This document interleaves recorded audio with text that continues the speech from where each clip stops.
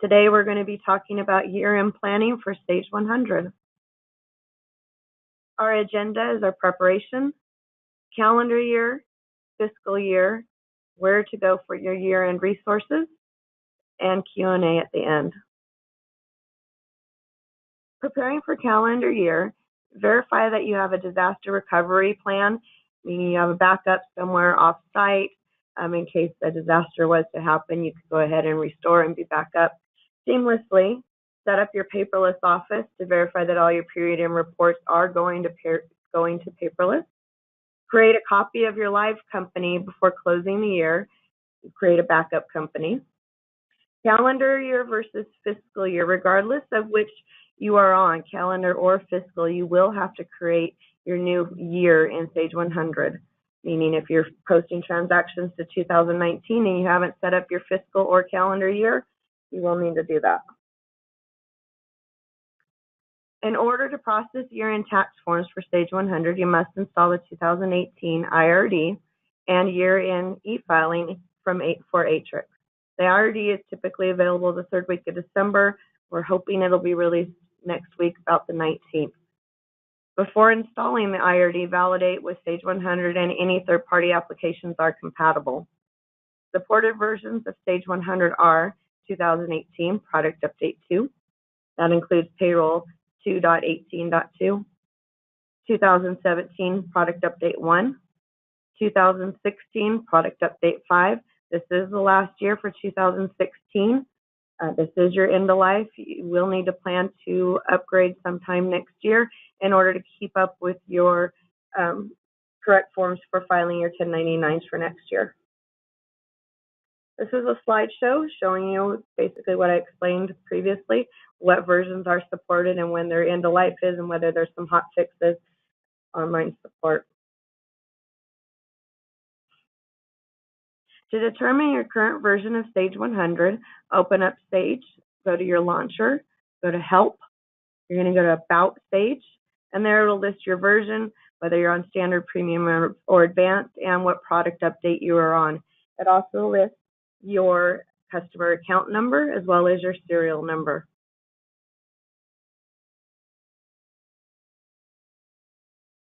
After you have installed your year-end YearEnd, you're ready to go ahead and prepare for 1099. Go to Paperless, go to Accounts Payable, Report, 1099, E-File, and Reporting. 1099s are processed through a third-party product called Atrix. You can test Atrix before year-end and apply all the required dates.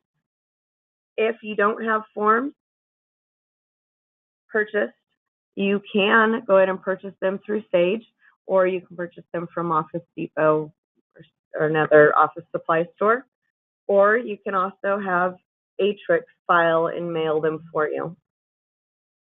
In the Atrix window for 1099s, you can change this information if it doesn't come over correctly from Sage, which it should, or if you had written any checks outside of Sage that you need to run a 1099 for, you can edit this information. Just remember, it will not talk back to Sage. Atrix will file your 1099s for a fee. As discussed, you can get your forms through Sage, or you can get them through Office Depot. Any other office supply store should have them for you. 1099 Processing Payment History Report.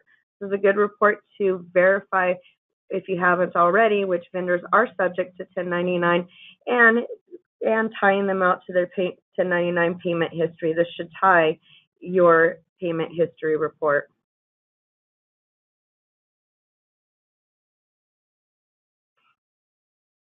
To process the 1099s, as discussed, go to 1099 Processing, Accounts Payable Report. This screen is a screenshot of what it looks like through Atrix. The approximate fees, you can see this is for 3 of them. They will mail them out for you, print them, put the stamp on it. It's pretty nice, excuse me, pretty nice feature, and it's pretty inexpensive.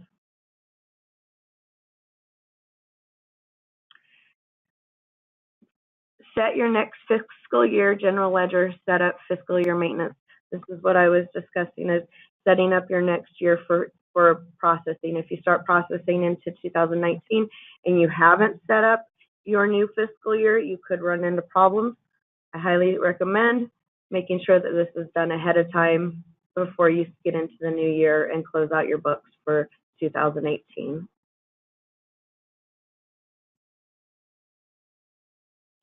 Processing your fiscal year-end reconciliation. You want to post all your journals and registers. I recommend going through GL and running the daily transaction register, because that'll pick up all of your modules if there's anything sitting out there that hasn't been updated yet. Purchases clearing report needs to be reconciled and tied out to your GL. If you're using inventory, LIFO, FIFO, or serialized, verify your negative tiers, tie those out, and run your negative tier report. The inventory trial balance uses posting date. The AR report, AR aging, AP aging use invoice date. Please validate with your accountant any additional reconciliations that they require. Below is a listing of the module order of closing per stage. Bill of materials, work order, manufacturing, purchase order, sales order, inventory, MRP, payroll, AR, AP, job costs, bank rec, and GL. Period in processing. I cannot stress enough how important period in processing is. In Sage, we have our current bucket, our year-to-date bucket, and our prior bucket. These need to be updated and maintained throughout the year. There's housekeeping that is done during your period in processing. If you are not processing your period in processing on time and you're letting things go for a year, you haven't closed out any of your periods, your buckets are starting to get too full and you will experience some data issues. Highly recommend closing your periods monthly, at least quarterly, and definitely annually.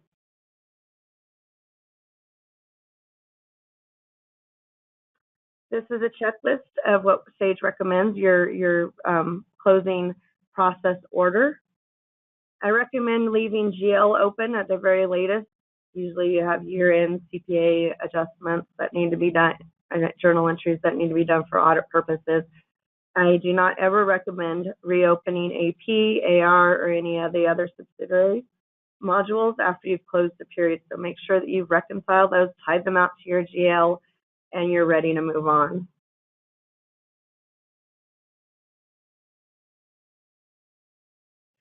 Processing year-end closing tips, your period end report.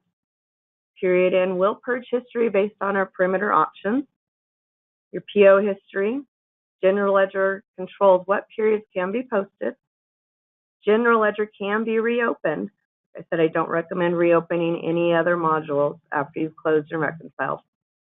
Company maintenance will allow you to restrict posting to a current and one future period. Close modules every period.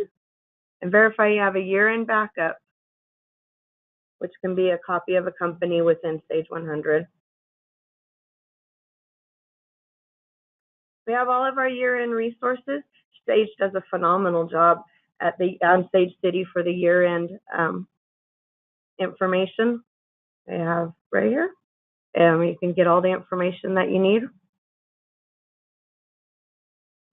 Below is our contacts. We have Lindsay on the West Coast, Gia Lane on the East Coast, Mike Scher on the West Coast.